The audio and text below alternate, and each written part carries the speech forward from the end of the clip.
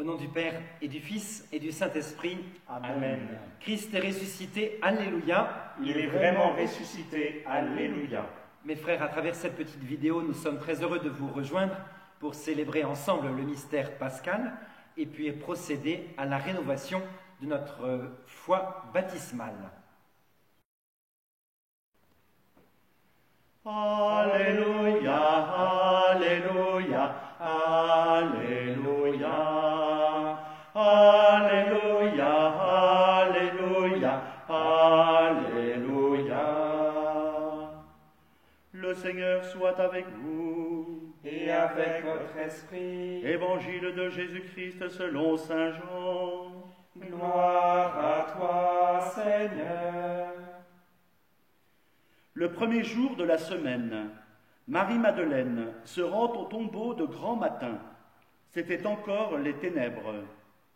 Elle s'aperçoit que la pierre a été enlevée du tombeau.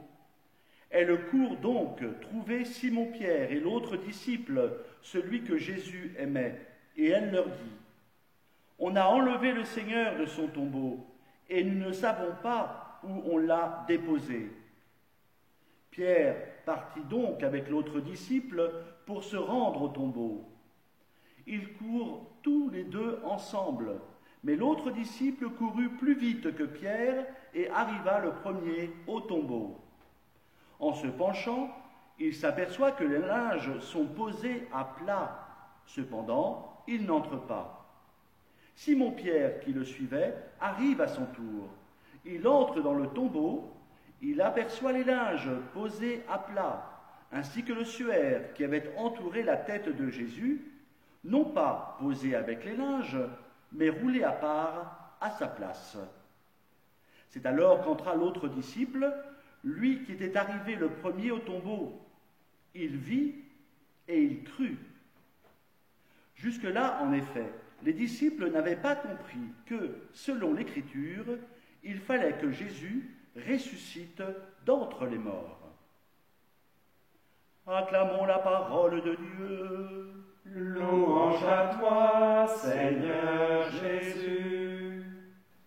Ce que dit Marie-Madeleine, on a enlevé le Seigneur de son tombeau et nous ne savons pas où on l'a déposé, peut être pour nous la source d'une profonde réflexion. Sa détresse, ce n'est pas de savoir que le Christ n'est pas ressuscité. Elle ne le sait pas encore, elle ne l'a pas encore rencontré. Sa détresse, c'est qu'elle ne sait pas où est son corps. On a enlevé le Seigneur de son tombeau. Et nous, en cette période particulièrement, on nous a enlevé, le virus nous enlève beaucoup de choses. Il nous enlève la possibilité de célébrer physiquement ensemble. Il enlève aux écoliers leur école. Il enlève aux gens qui travaillent dans les bureaux la possibilité de s'y rendre. Il enlève beaucoup de relations. Mais tout ne nous est pas enlevé. Personne ne peut vous enlever la prière, personne ne peut vous enlever l'amitié du Seigneur, et personne ne peut non plus vous enlever la parole de Dieu. Et depuis que nous savons que le Christ est ressuscité, depuis le matin de Pâques, personne ne peut nous enlever cette présence aimante du Seigneur pour chacun d'entre nous. Alors, pour ce temps pascal qu'il s'ouvre, il faut peut-être essayer de repartir, de refonder nos vies à partir de la résurrection, parce que ce que Dieu donne dans la résurrection du Christ, personne, jamais, ne pourra nous l'enlever, aucun virus, aucune épreuve, aucune difficulté. Que le Seigneur nous aide à fonder notre vie à partir de sa résurrection.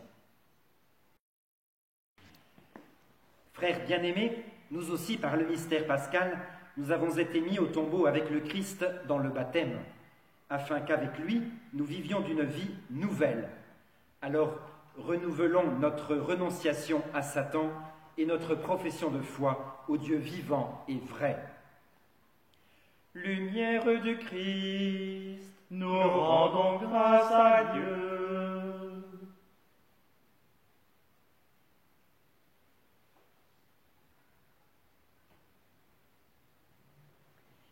Mes frères, pour vivre dans la liberté des enfants de Dieu, rejetez-vous le péché. Oui, je le rejette. Pour échapper au pouvoir du péché, rejetez-vous ce qui conduit au mal.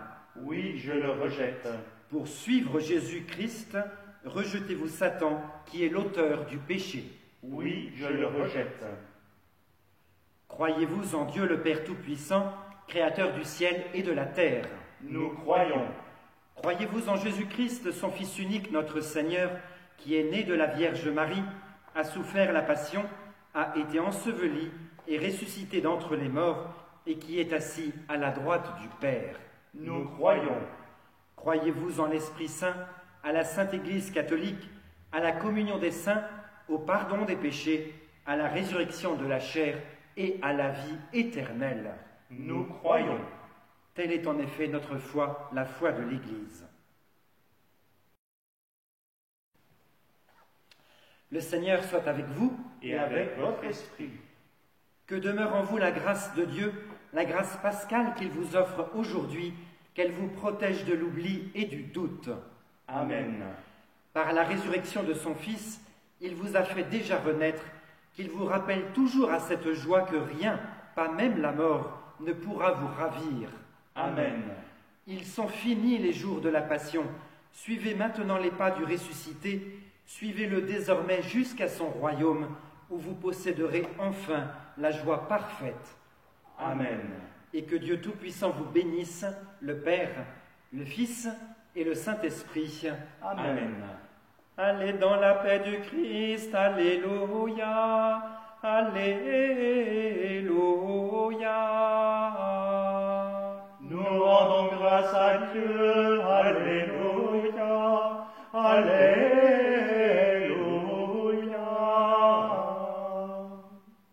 Mes frères, avec tous les prêtres de la paroisse et les diacres de la paroisse, nous vous souhaitons une belle fête de Pâques et un bon temps pascal.